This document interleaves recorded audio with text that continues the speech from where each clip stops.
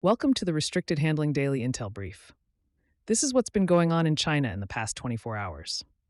The immediate focus today is the diplomatic fallout from the South China Sea confrontation between China and the Philippines, but the story has moved beyond the clash itself. The bigger issue now is how Beijing manages pressure from multiple countries at once while continuing to push its maritime claims. The confrontation at Second Thomas Shoal remains the center of attention after Chinese Coast Guard personnel and Philippine Navy sailors became involved in a physical altercation near the grounded BRP Sierra Madre.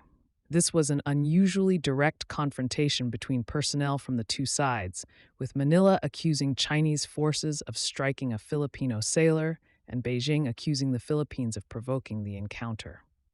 The latest development is the international reaction. Instead of remaining a bilateral dispute between Beijing and Manila, the incident has become a test of regional alignment. Australia, Canada, and the US have all voiced concern, with each emphasizing different parts of the same message. Maritime disputes need to be managed through international law rather than coercion. For Washington, the challenge is maintaining deterrence while preventing a dangerous escalation. The U.S. has reaffirmed that its treaty obligations with the Philippines cover attacks on Philippine armed forces and vessels in the South China Sea. Every incident like this creates another difficult calculation for both sides. How much pressure can Beijing apply before a gray zone confrontation crosses into a direct crisis? The timing is especially important because Secretary of State Marco Rubio and Chinese Foreign Minister Wang Yi are meeting in Manila as both governments attempt to stabilize the broader relationship. The talks are taking place against the possibility of another meeting between President Donald Trump and President Xi Jinping later this year. That diplomatic channel matters because the U.S.-China relationship remains a mix of competition and selective engagement. Washington and Beijing continue to disagree over trade, technology, Taiwan, and security issues, but both sides appear interested in preventing every dispute from becoming a full-scale confrontation. One of the newest pressure points is the dispute over alleged Chinese election-related cyber activity. The Trump administration has highlighted declassified information it says shows Chinese efforts to collect U.S. voter data and influence political processes. Beijing denies the allegations. The issue has now expanded into domestic political debate in Washington, including calls from some lawmakers for a much tougher approach toward Chinese students and academic exchanges. Representative Anna Paulina Luna has urged the administration to review and potentially revoke hundreds of thousands of Chinese student visas, arguing that universities could be vulnerable to Chinese influence operations. That proposal would represent a significant shift in U.S.-China relations. Chinese students remain one of the largest international student groups in the United States, and any broad action would have consequences not only diplomatically, but also for American universities and research institutions. While Beijing manages tensions with Washington, it is also trying to shape the international environment through economic and technology competition. Europe is becoming another major arena. Chinese Foreign Minister Wang Yi recently told European lawmakers that China and the European Union should pursue a more balanced trade relationship through dialogue rather than confrontation. The challenge for Beijing is that European concerns about China's industrial power are growing.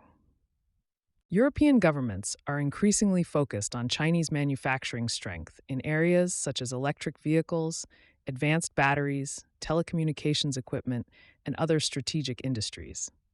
The concern among many European policymakers is that Chinese companies, supported by a massive industrial base and government backing, are creating competitive pressures that European firms struggle to match.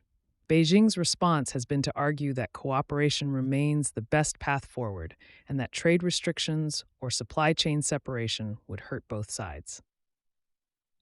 The message is familiar. China wants access to global markets while resisting efforts to limit its industrial expansion.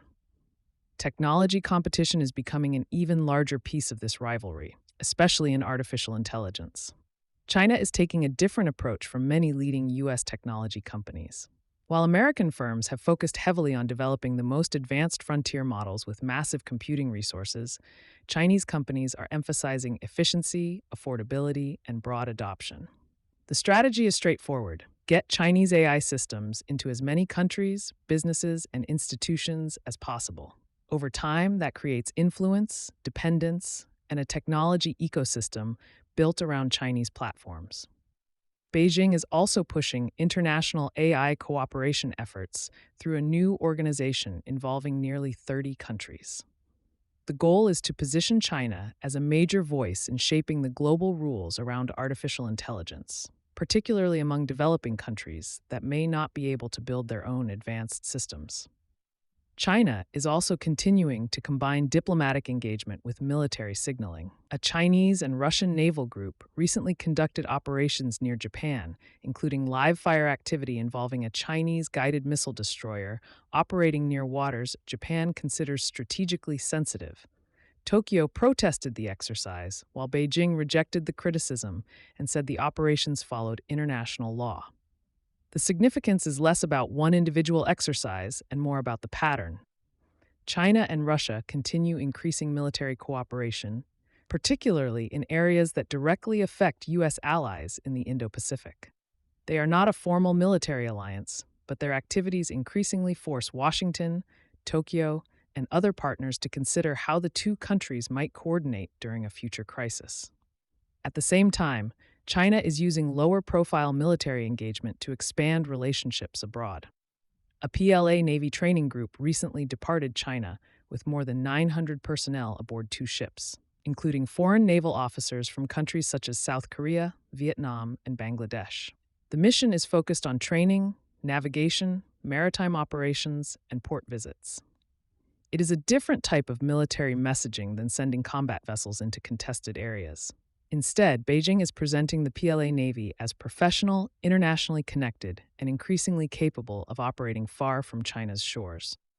Finally, there is one area where Washington and Beijing are still finding limited room for cooperation: law enforcement.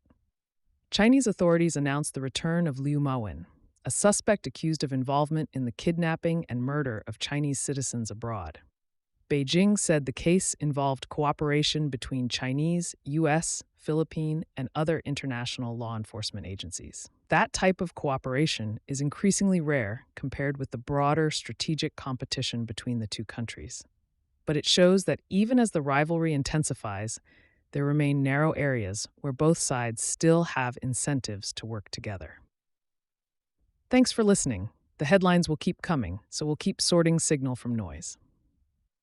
Find the daily written brief at restrictedhandling.substack.com, and we'll be back with more tomorrow.